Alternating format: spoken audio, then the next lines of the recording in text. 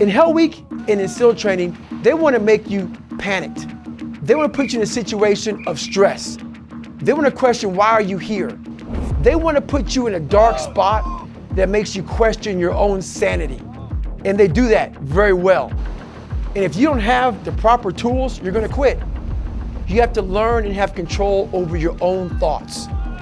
If you can't control your own thoughts and you have negative thoughts in there, you have to make a negative a positive to get through everything in life.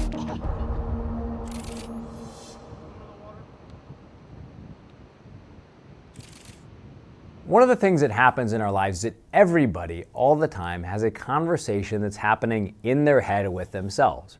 And this is self-talk. We're always kind of talking to ourselves as we go through our lives. This self-talk is going to happen in your life. You can't turn it off, but what you can do is you can turn it in your favor. What they taught us, my great Master Chief Navy SEAL Will Guile taught me, and what Olympic athletes learn, what great elite performers learn, is that really good self-talk is often very short and very practical. So people say to themselves little things. They say, stay tough, good job, do it again, focus. And what you can do is that through a practice of actually honing your self-talk, you can actually build self-talk that helps you in those moments of great hardship and difficulty. Hell Week is 130 hours of continuous training. In my first Hell Week early on, I got injured. I got rolled back to day one, week one. And this time they said to me, you're only going to get one more chance to go through. No matter if you get injured, no matter what happens, only one more chance. Through this period of time, I was developing this thing called my own personal cookie jar. Things I went through in my life that I overcame. Positive things, negative things, whatever it was, I was still here. I was overcoming them. So when things got hard for me, I was able to go in my mental cookie jar and remember, hey, I survived what my dad did to me. Hey, I survived what the kids at school did to me. My dialogue was proper. Even the hardest people in the world forget who they are when times get bad. That mental cookie jar is where you can go through and remind yourself versus panicking and quitting. And usually, whatever's in front of you isn't as big as we make it out to be. We start to make these very small things enormous because we allow our minds to take control and go away from us. We have to regain control of our mind, and that's what the cookie jar is. It's gaining control of a situation that isn't that big. Most situations in life aren't that big, and if they are that big, usually we can find the strength to handle them just through having the right mental process.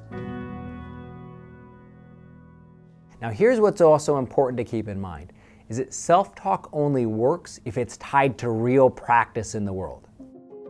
If you go to the big game and you just start talking yourself up, you're not going to believe your own talk because you know that you haven't actually practiced and prepared. Self-talk without disciplined practice is just self-delusion. But if you're willing to practice hard and you're willing to push yourself, and at the same time you're willing to build a mental toughness technique of having the right self-talk, it helps you in those moments of hardship to find a way through. I can give you a class all day long about self-talk, visualization, eat an elephant one bite at a time, arousal control.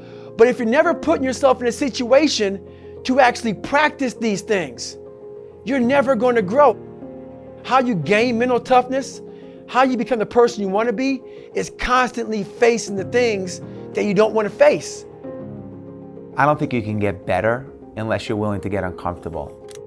Having lived with someone that was a Navy SEAL, his name is David Goggins, the mindset was just fascinating. At the time that I invited David to come live with us, I just wasn't getting better. I was doing the same thing every day, like so many of us. Wake up, go to work, come home, have dinner, repeat. I just wanted to get off autopilot, and I thought that he would be a great way to get in good shape, but also to just mix up my routine and get better.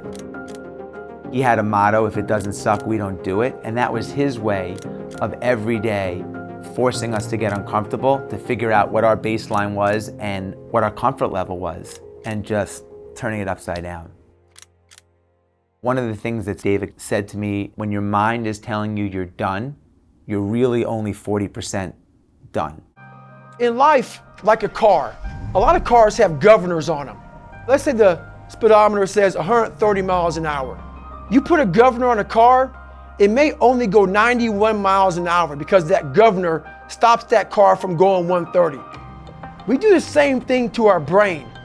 When our brain starts to go through suffering, pain, insecurities, when we start to feel uncomfortable with ourselves, our brain gives us a way out.